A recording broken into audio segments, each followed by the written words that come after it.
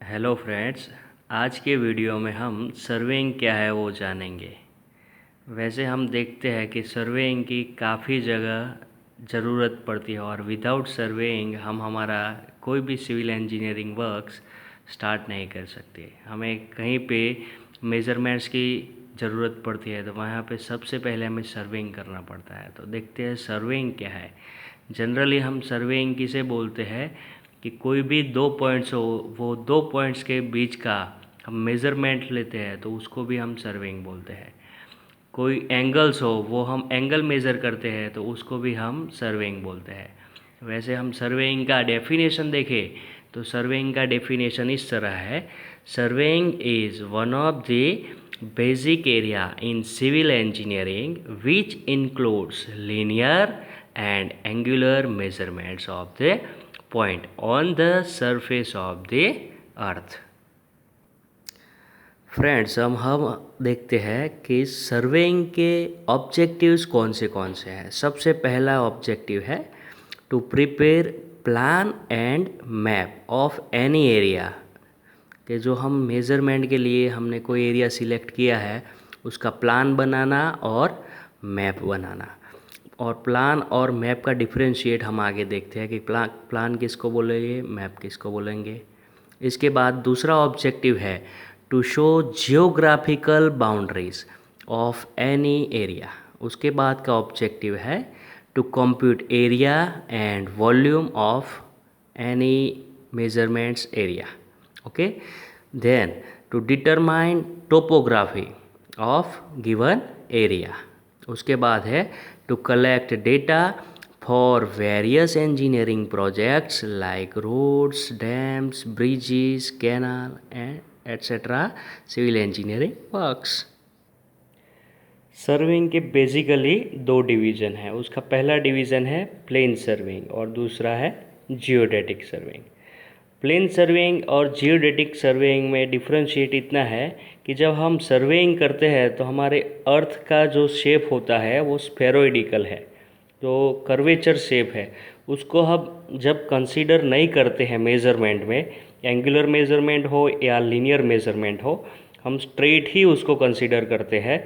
तो उस टाइम पे हम बोलेंगे उसको प्लेन सर्वेइंग। और जिस टाइम हम हमारे अर्थ के स्फेरोइडिकल शेप को कंसीडर करते हैं तो उस वक्त हम उसको बोलेंगे जियोडेटिक सर्वेइंग।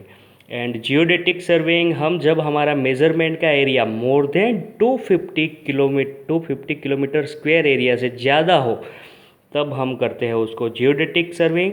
और हमारा एरिया 250 किलोमीटर स्क्वायर एरिया से कम हो तो हम उस वक्त हम करते हैं प्लेन सर्वेइंग। आगे हम देखते हैं प्लेन सर्वेइंग और जियोडेटिक सर्वेइंग के बीच का डिफरेंशिएट। सबसे पहले देखते हैं प्लेन सर्वेइंग क्या होता है। इन प्लेन सर्वेइंग हम अर्थ सरफेस को कंसीडर करते हैं एज अ प्लेन और नेग्लेक्ट करते हैं स्फेरोइडिकल शेप अर्थ का। इसका जनरली हम यूज़ करते हैं to measure area of land and plot. इसको यूज़ करते हैं जब small distance and area covered करना हो तो। और ये यूज़ होता है when area for measure is less than 250 kilometre square. Geodetic surveying, इसके अंदर हम shape of the earth is taken into account. All lines laying in the surface are curved line and used to obtain accurate maps and controls for other surveys। इसमें large area and distance covered होता है। ये to know the topography measurements के लिए generally हम use करते हैं। Use when area for measure is more than 250 kilometre square. आगे हम देखते हैं fundamentals principles of surveying. Friends, हमने आगे देखा कि प्लेन सर्वेइंग और जियोडेटिक सर्वेइंग क्या है। अब देखते हैं fundamental principles of surveying. There are two fundamental principles of surveying. इसमें पहला है to work from whole to part and दूसरा है to locate new point by at least two independent measurements। पहले का मीनिंग ये होता है कि हमें जो वर्क करना है सर्वेइंग के लिए, तो जो पूरा एरिया है उसमें से डिविजन्स लेने हैं छोटे छोटे, और उस छोटे छोटे डिविजन्स को पहले मेज़र करना है, और उन छोटे छोटे डिवीज़न का कॉम्बिनेशन करके हम पूरे एरिया का मेज़रमेंट निकालेंगे। और दूसरा प्रिंसिपल से ही कहता है कि हम जहाँ कहीं भी एरिया मेजरमेंट के लिए जाते हैं तो सबसे पहले कोई एक पॉइंट लोकेट करेंगे, तो वो एक पॉइंट ऐसे लोकेट करेंगे कि दूसरे दो पॉइंट के जो नन पॉइंट होने चाहिए वो हमारे रेफरेंस पॉइंट होते हैं ये नए लोकेट किए हुए पॉइंट के लिए, और वो दो पॉइंट ऐसे फिक्स पॉइंट होने चाहिए जिसका मेज़रमेंट फिक्स हो, ऑलरेडी हम जानते हो कि इसका मेज़रमेंट यही है। तो उन दो पॉइंट से हम हमारा नया पॉइंट लोकेट करते हैं और उसके रिगार्डिंग हम आगे का मेज़रमेंट ले सकते हैं। नाउ हम देखते हैं क्लासिफिकेशन ऑफ सर्वेइंग। तो सबसे पहले टाइप्स रिलेटेड सर्वेइंग हम देखें तो सबसे पहले आता है लैंड सर्वेइंग। लैंड सर्वेइंग में 3 टाइप्स है। सबसे पहले है टोपोग्राफिकल सर्वे, उसके बाद कैडस्ट्रल सर्वे, और उसके बाद आता है सिटी सर्वेइंग। तो टोपोग्राफिकल सर्वेज में हम क्या करते हैं, तो हमारा ये नेचुरल कंडीशन हम जब देखना चाहते हैं मैप में और प्लान में, तो हम टोपोग्राफिकल सर्वे करते हैं। टोपोग्राफिकल मैप के अंदर हम देख सकते हैं रिवर कंडीशन, हिल कंडीशन, डिप्रेशन कितना है वगैरह सर्वेज हम टोपोग्राफिकल के अंदर करते हैं।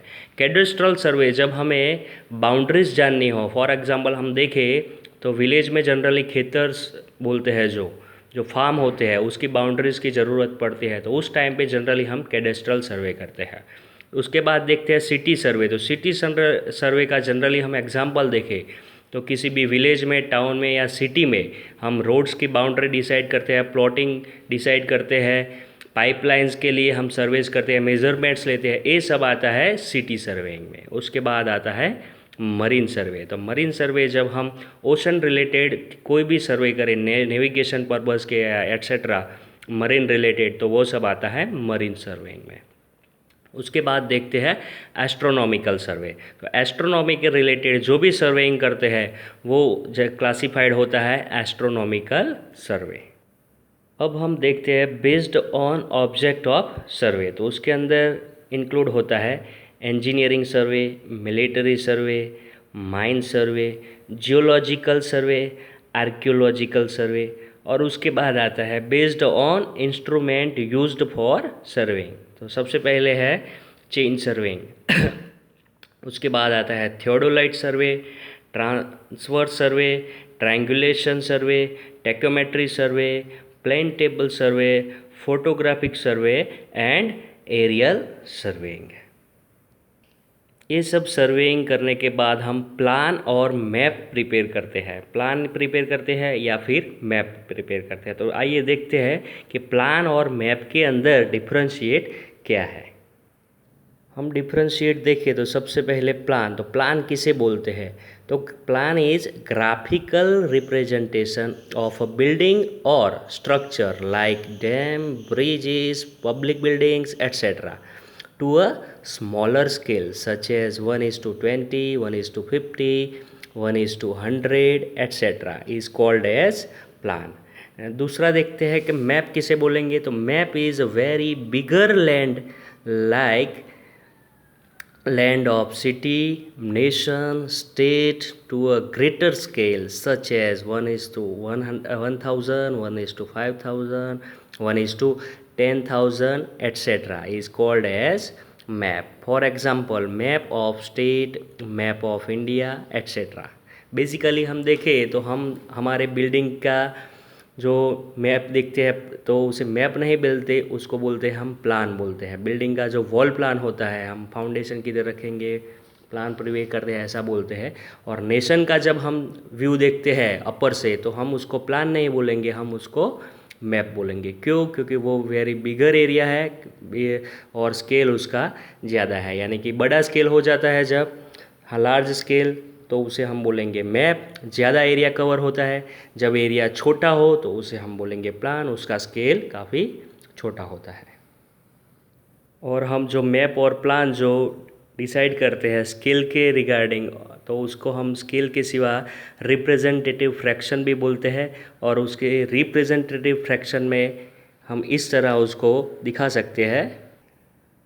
रिप्रेजेंटेटिव फ्रैक्शन को हम RF से इंडिकेट करते हैं। तो RF होता है कि distance on map by the corresponding distance on ground, यानी कि हमारा 1 किलोमीटर डिस्टेंस ग्राउंड पे होता है, तो हम सपोज़ कि उसको मैप में दिखाएंगे 1 सेंटीमीटर से, यानी कि ऊपर हमारा होगा 1 सेंटीमीटर डिस्टेंस ऑन मैप, तो नीचे आएगा 1 किलोमीटर ऑन ग्राउंड। तो ये दोनों जो हमारे यूनिट होते हैं, ऊपर हमने सेंटीमीटर बोला, नीचे हमने किलोमीटर बोला, तो ये दोनों हमारे सेम होने चाहिए, यानी कि 1 centimetre is equal to 1 kilometre के जितने भी सेंटीमीटर होते हैं उसको हम कन्वर्ट करके उसको 1 किलोमीटर की जगह उसका जितना भी सेंटीमीटर होता है वो हम कन्वर्ट करके लिखेंगे, तो उसको हम बोलेंगे RF, और उसी को हम मैप में लिखेंगे ताकि जब कभी भी हम मैप का यूज़ करें तो वो मैप से हम देख सके कि भाई ये इतने सेंटीमीटर का दिखा रहा है, उसका मतलब ये होगा कि ऑन ग्राउंड इसका डिस्टेंस कितने किलोमीटर का होगा, कितने सेंटीमीटर का होगा। फॉर एग्जांपल हम इधर देखते हैं कि what is the RF of 1 centimetre is equal to 100 metre. 100 metre, ये सेंटीमीटर है यूनिट, ये मीटर है। तो हम यहाँ पे देखते हैं कि RF लिखने के लिए 1 सेंटीमीटर ऊपर लिखा है हमने, नीचे लिखा है 100 सेंटीमीटर। अब 100 मीटर को हम 100 सेंटीमीटर में कन्वर्ट करना चाहे तो 1 metre is equal to 100 centimetre. तो 100 सेंटीमीटर को हम कन्वर्ट करने के लिए उसे मल्टीप्लाइड करेंगे 100 सेंटीमीटर से, तो आगे जाके हो जाएगा उसका 1 centimetre is equal to 10,000 centimetre, यानी कि हमारे दोनों यूनिट सेंटीमीटर में आ गए, तो ये हमारा रिप्रेजेंटेटिव फ्रैक्शन हो गया। तो हम बोल सकते हैं कि RF of 1 centimetre is equal to 100 metre is 1/10,000। इसको हम स्केल के फॉर्म में ऐसे भी लिख सकते हैं 1/10,000।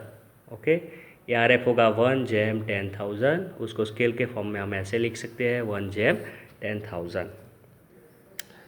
Thank you very much friends for watching this video, and if you like this video then like, press on your YouTube channel, and also comment in comment box, and I will also upload new videos in very short time. So get attachment with this channel, and thanks a lot for your cooperation. Thank you very much friends, and also share and subscribe this channel and tell your friends to do same. Thank you very much friends.